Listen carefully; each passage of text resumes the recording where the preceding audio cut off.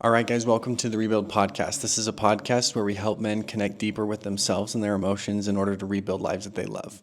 And today's episode 8. And on this episode, we're going to discuss the relationship between men and pain. In this episode, we're going to distinguish two different types of pain. One kind of pain that's going to ultimately help you and grow you, and one kind of pain that's going to handicap you and keep you held back. Then we're going to discuss the 5 ways that I see men putting themselves through pain that's hurting them rather than helping them, and how they can pivot and experience pain that's actually going to help them. Now, we as men we have a really weird relationship with pain.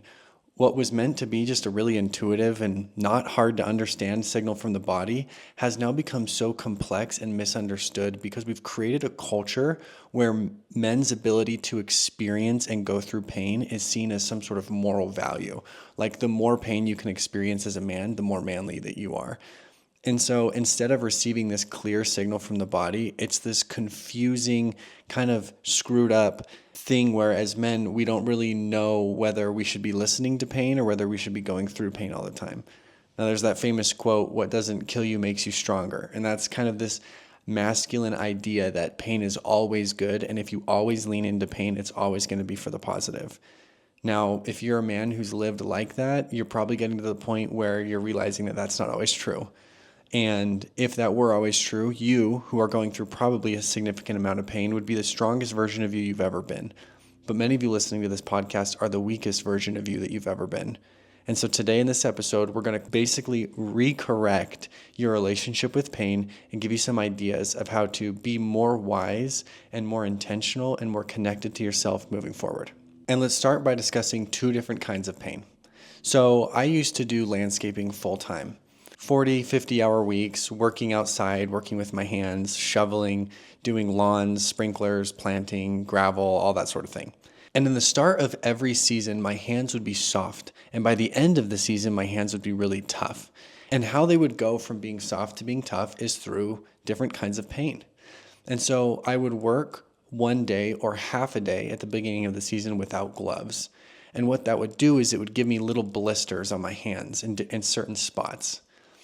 And then I would put a Band-Aid over the blister and put my gloves on and spend the rest of the day or the next few days working with my gloves on.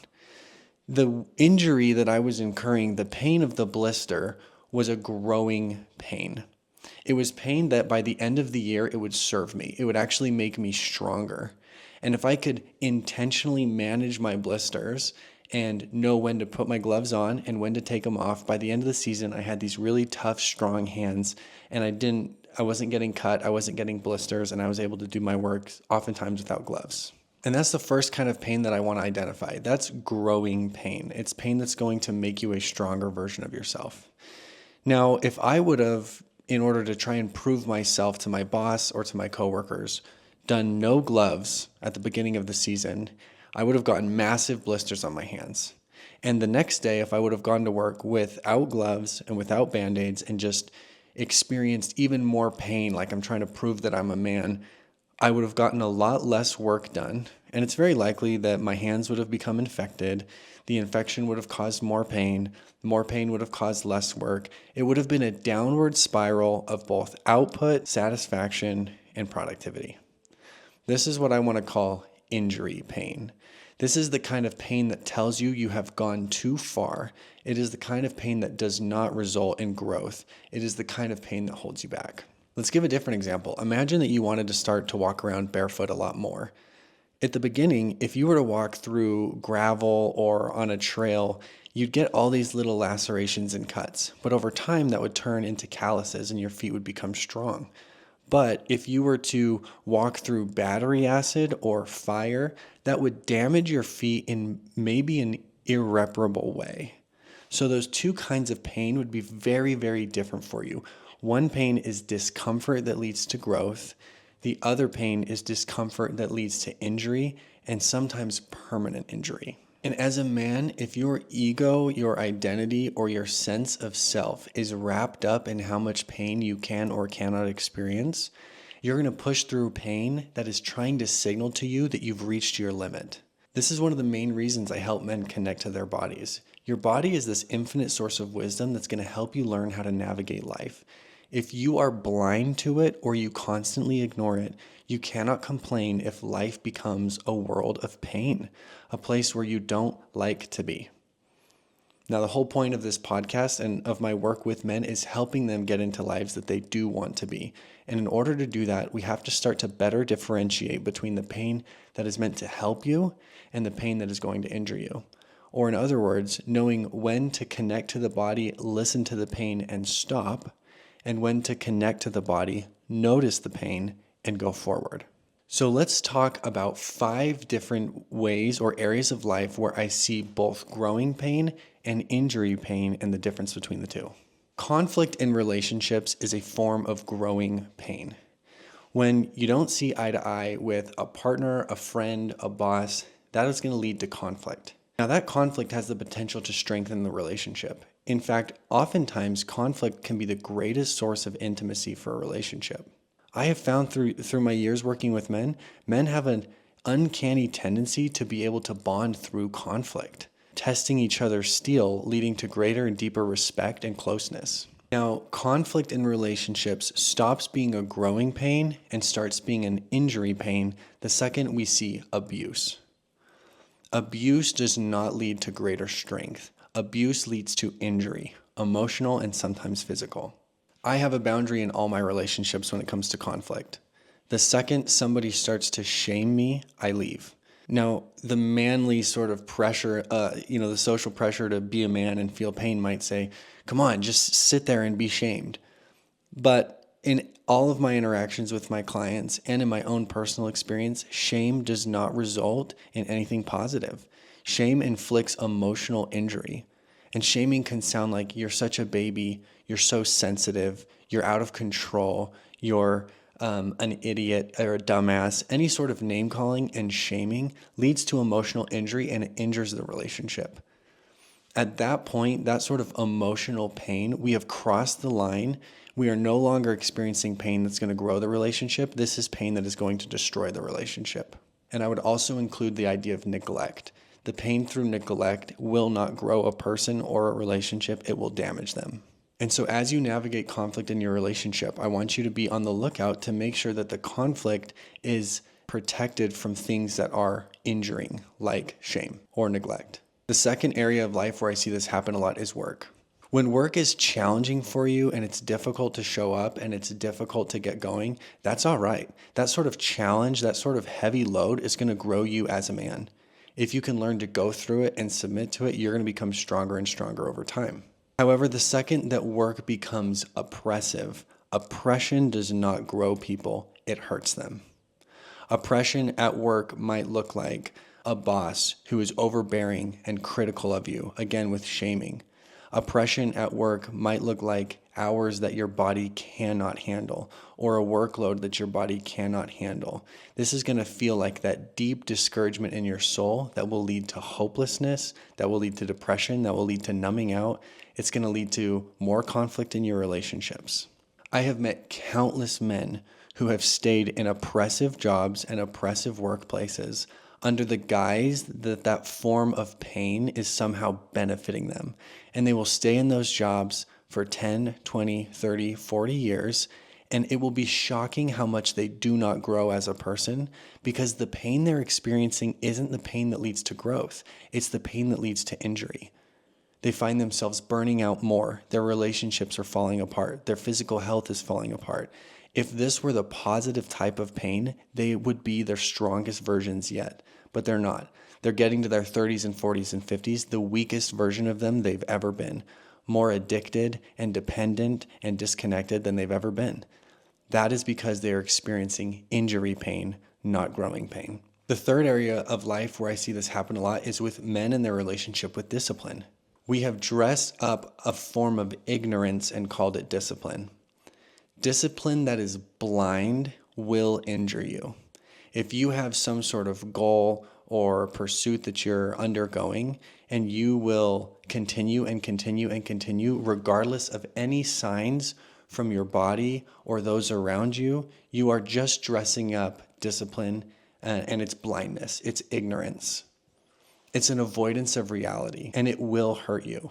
I've had lots of clients that, will quote David Goggins to me, which I think has a time and a place, but they are using it to completely disconnect from themselves, their relationships, their lives, and their bodies.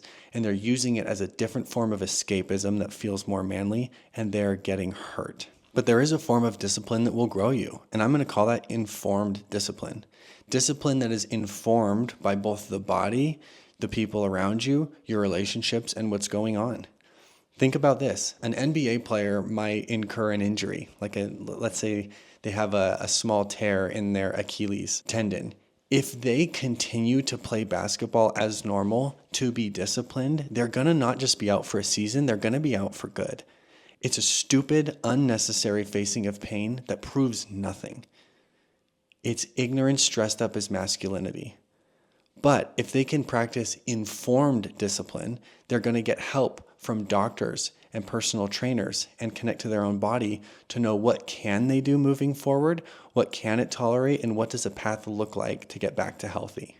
So whether you're dieting or you're working out or you're gunning for a promotion at work or you're trying to reach a financial goal, let your discipline be informed, not just by your body, but by those who are experts in that area. As you inform your discipline, you will grow as a person. You'll get stronger. If your discipline is blind, you will slowly fade away and just get more hurt. This is similar to the fourth area of life where I see this, which is the difference between testing your capability and ignoring your capabilities. This is when men, whether it's through sports or with endeavors or in relationships, are just completely blind to their limits. As men, we want to feel limitless, which again is this masculine social pressure we've been given to be able to face all sorts of pain without flinching.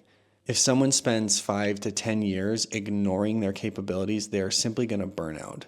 They're going to fry their relationships. They're going to fry their relationship with their self. They're going to fry their confidence. But if you can test your capability, that means you're not always trying to prove something. Just from time to time, you're seeing how far you can go. I don't know of any weightlifter that would recommend going to do your 1 rep max every single time you work out at the gym. That is ignoring your limits. It's ignoring your capability. But a lot would recommend exploring what your 1 rep max is every once in a while, maybe a few times a year. That's testing your capability.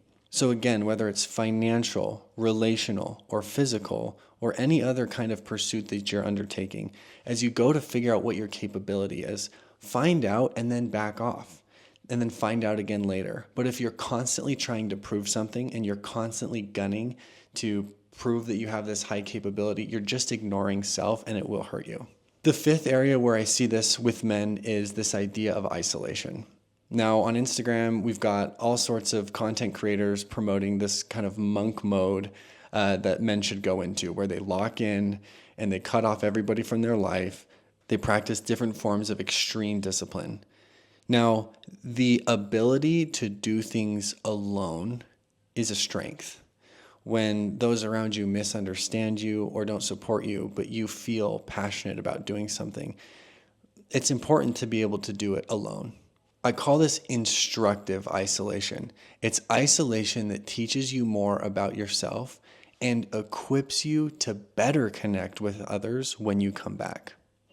Now, this is different from what I see a lot of men doing, which I would call self-banishment, where they intentionally deprive themselves of human connection as a form of self-harm and self-hatred. Now, they dress it up as discipline, they dress it up as alpha mode, they dress it up as monk mode, but ultimately, at the end of the day, these men are getting hurt. They're struggling to reintegrate into relationships. They're constantly trying to prove things to themselves and others. This constant proving lifestyle is hurting you emotionally. Now, these are just some of the ways that pain can be misunderstood and can either help you grow or injure you and hinder you. At the end of the day, the thing that you need the most to discern the difference is a deep, holistic awareness of self. That includes awareness of the body, awareness of the emotions, and awareness of thoughts.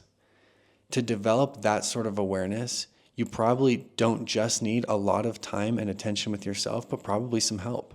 Every week, I have multiple men's groups that are meeting together to work on this very thing. They're working on becoming more emotionally connected to themselves so that they can rebuild lives that they love. If this is something that you'd like help with, feel free to shoot me an email. I've taken down all my sexy landing pages and sales funnels because I only want to work with men who are willing to seek it out. There's a sort of difficulty that comes with this work, the growing pain. And if you're willing and ready to experience that growing pain, I invite you to shoot me an email, reach out. We're starting a new group soon. If you've enjoyed this podcast, also feel free to shoot me an email and let me know what you liked and what you didn't like. I'm always looking for feedback. This is a brand new podcast, and so if you wouldn't mind sharing it with somebody you think who would benefit from it, or somebody who you see struggling with pain that's hurting them, this might help give them the tools and the language to start to make more informed choices about what they do and what they don't do. At the end of the day, it's enough that you're here. It's enough that you listened. I hope you got a lot of value, and I'll talk to you guys next week. Bye.